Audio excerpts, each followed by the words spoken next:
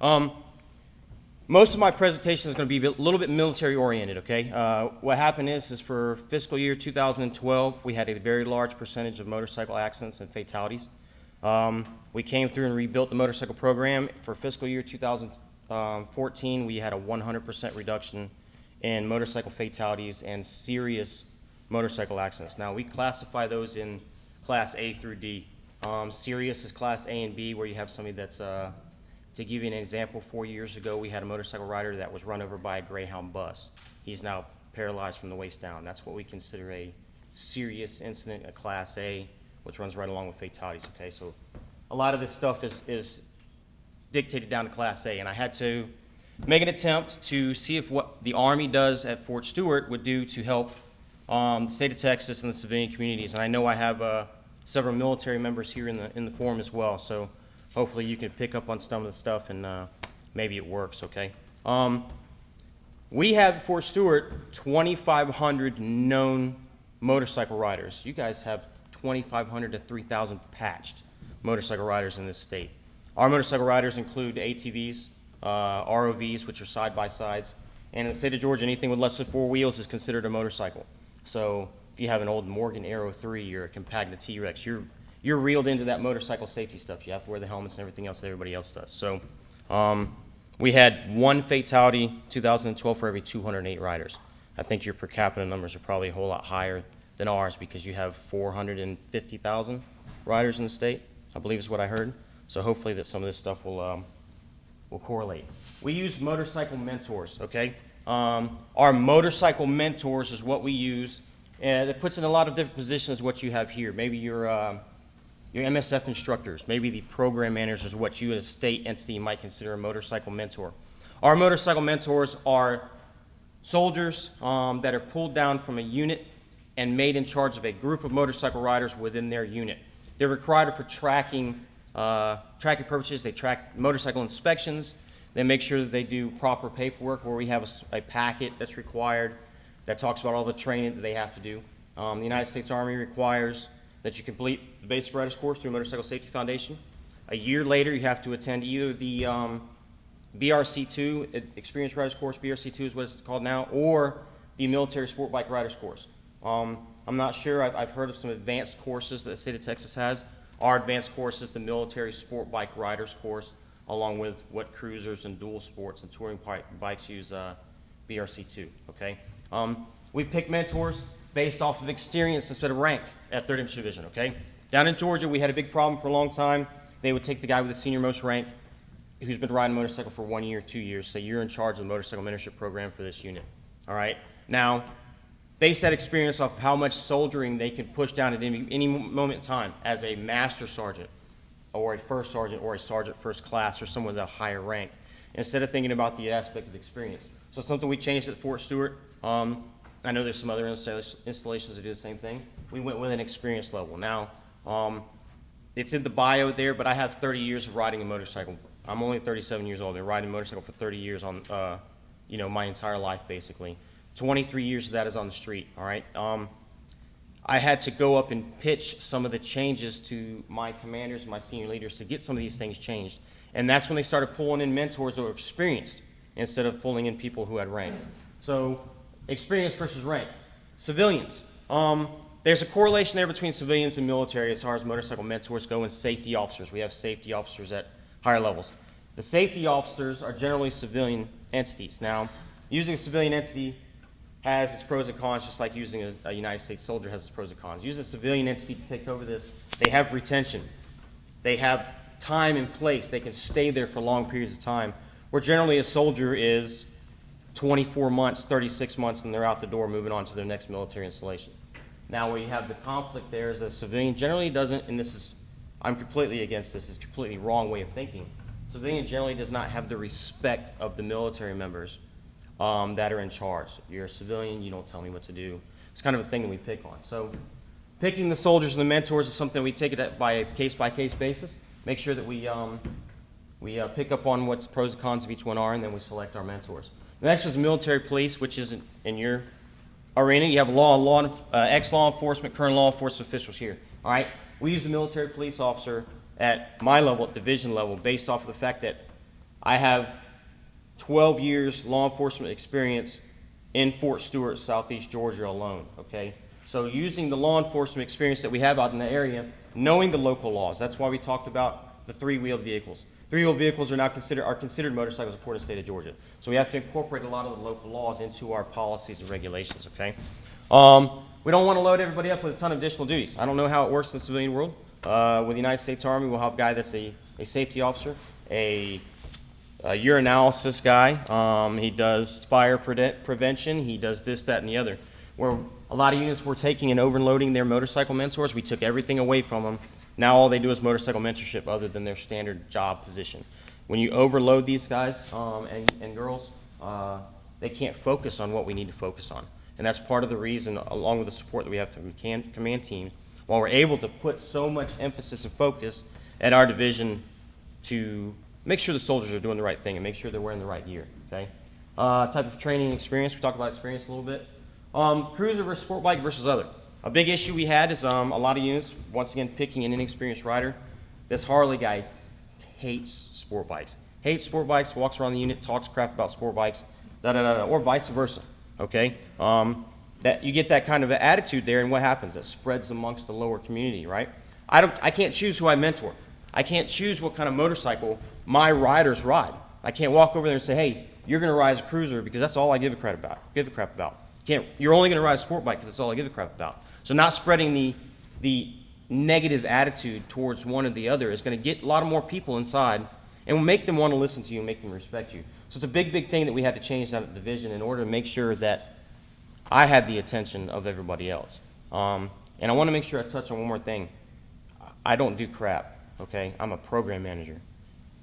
Every bit of accolades that our division has received, the reason that I received the 2015 AMA Outstanding Road Rider Award is not because of anything that I've done.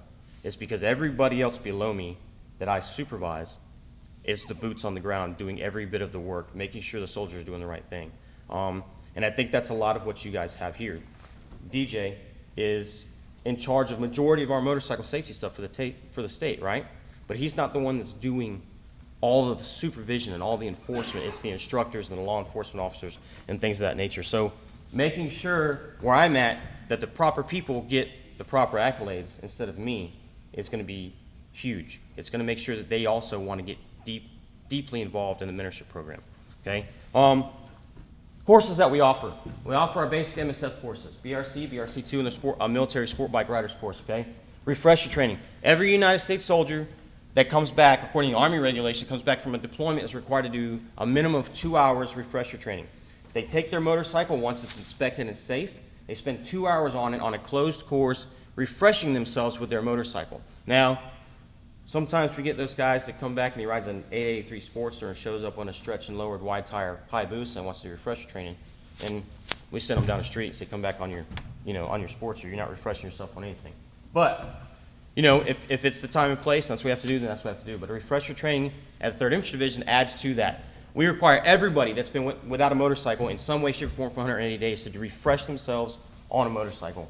It's just like anything else you do. We do a lot of rifle marksmanship. If you don't touch a rifle for a long period of time, you're no longer as proficient as you once were. I think everybody here can agree that if you step away from a motorcycle for a long period of time, you're not going to be as good as you were when you got off of it.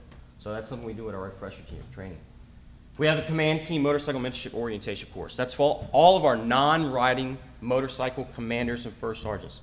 They come in, we give them 3.5, 4 hours of training so that they know how to look out for specific things. We're required by the United States Army to have a DOT-approved helmet or ECE approved, no matter where you go, 24/7, 365. I don't care if you drive from Austin to Georgia to Florida, wherever. You have to have a helmet on the entire time.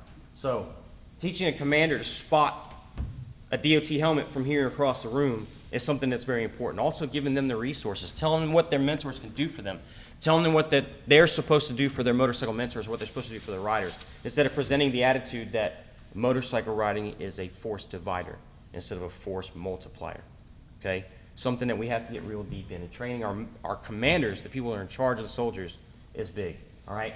I teach a motorcycle mentorship certification course.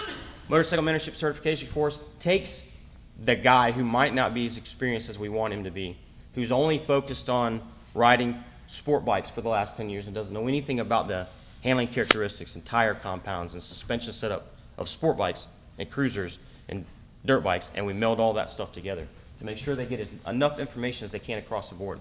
On top of that, we teach them how to set up training courses tailored to their own individual unit. So if your unit has predominantly cruisers or dual sports or things of that nature, you can kind of tailor to what your training event is at that point in time.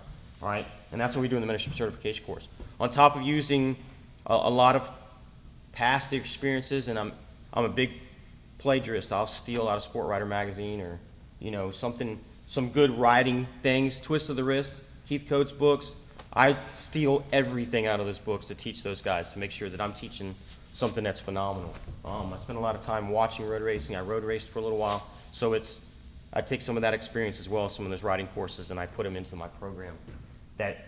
And I put it into a street riding format. So when these guys show up on cruisers and I'm showing them upper body movements and things of that nature and trail braking, I want to make sure that they can understand that it's not a sport bike technique. It's a motorcycling technique. I'm not teaching anybody to drag knees. I'm teaching them how to ride efficiently with what they're doing, and that's what the rest of my mentors across the division do. All right? Rider's maintenance course, okay? Rider's maintenance course. I don't hear very often anywhere else in the world where we teach a dedicated maintenance course. Now, something that's very, very unique to the military is I can dictate what kind of training that the riders and the mentors do, okay? They have to do this, they have to do this, they have to do this, or you don't get on a motorcycle. It's much smaller level in the civilian world where you only require insurance registration and a license of some sort. We require a whole lot more things, so I can add and take away as I see fit. One of our biggest problems is soldiers not knowing how to inspect their own motorcycles. Who in here walks out to their garage or walks out where the motorcycle is and takes a quick walk around it, checks the tires, makes sure the fork seals aren't leaking, things of that nature, okay? Fork seals leak. What happens when a fork seal leaks? Fluid goes down, goes right under that front wheel, gets into the porous material of your brake pads, right? It absorbs that fluid and it never goes away. The riders don't know that. When I have a guy come up to me, he's been riding for 15 years, and his tire pressures are 8 pounds in the front and 12 in the rear, there's an issue, you know what I mean? So we put together these riders maintenance courses in order to make sure that they can walk out and inspect their motorcycle properly so they're not eating it when they leave the garage, you know what I'm saying? So we want to make sure that we're incorporating that kind of stuff. Advanced sport riding techniques, the MSF instructors do a phenomenal job teaching at doctrine. They have a doctrinal level that they have to teach at, and they're not allowed to expand upon that where we're at. So I have the opportunity where I take the MSF sport bike course and experienced riders courses and meld them together and put them on a huge lot where we can reach 45, 50, 60 miles an hour, which is natural operating speeds in Georgia, and give them the sport riding techniques that they need. Our cruiser guys are generally chill, relaxed. The majority of our instances then at Fort Stewart, where it's the opposite than it is here, are off of our sport bike riders. So we focus a little bit more on them to try to get them operating properly. All right, values. My division commander and my division command sergeant major are non-motorcycle riders, but they are the two single most supportive people of the program that we possibly could be. And we had to, as mentors, prove to them why this program is going the way it goes. We don't have a budget. We don't have a motorcycle safety budget. We don't have a safety budget at our division level. But we're currently, since the division riders and mentors have been able to prove their worth, working on a budget so where we can get more training involved, where we can have total control motorcycle clinics come out and teach courses, where we can do things of that nature, bring in, the Harley-Davidson demonstration team so we can pay for them to stay for a week, come up from Daytona and stay for a week and teach some basic motorcycle stuff and talk about safety. Once again, I'm a plagiarist. I'm stealing a video that DJ and Ben did yesterday about talking about how to pick the right motorcycle gear instead of going out and buying an exhaust as your very first modification. Save that money and buy the right gear, you know what I mean? And it's something that we try to talk about. Value of a division level mentor. A guy at my position is an overseer. Another thing that worked quite well is I actually go down and I kick the lower level units in the knee when they're not doing their proper stuff that they're supposed to do. So I'm going down and providing a whole lot of oversight over what those lower units are doing in order to make sure that we have the right mentors in place, that the mentors are doing what they're supposed to do on top of the riders. Value of rider engagement. A lot of people don't talk about this. And it's something that I noticed quite a lot here. The tall gentleman was talking about the writers group, the emails and internet and all those things where everybody comes together, okay? We don't have a whole lot of rider engagement in the past back at our unit, so we never really knew what our riders were doing. Where, in turn, I ride 24/7, 365, rain, cold. Of course, it's Georgia, so it don't really get too cold. Probably got about the same climate as here. So riding 24/7, 365, you get seen on your motorcycle all the time. So I can go out to the local B&D Burgers bike nights, the Cycle Gear bike night down in Jacksonville, things of that nature, and engage the riders. And before I even tell them who I am, I start talking to them about Army motorcycle training and stuff that they are required to do for the Army. And then I talk to them instead of doing the traditional, what I usually want to do as an NCO in the Army is cuss them out and kick them in the face and throw them down the stairs and all that other stuff. I have to engage them in a different manner and treat them with some kid gloves, you know what I mean? Instead of beating them up big time, I want to take them in and make sure that they understand the reasons why we do what we do.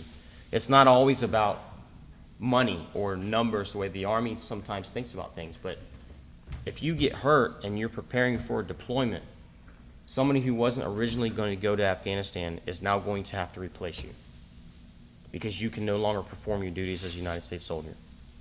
And that's the kind of points that I have to drive home with some of these guys. Rider engagement is massive for us. Engaging the riders when they have these misperceptions,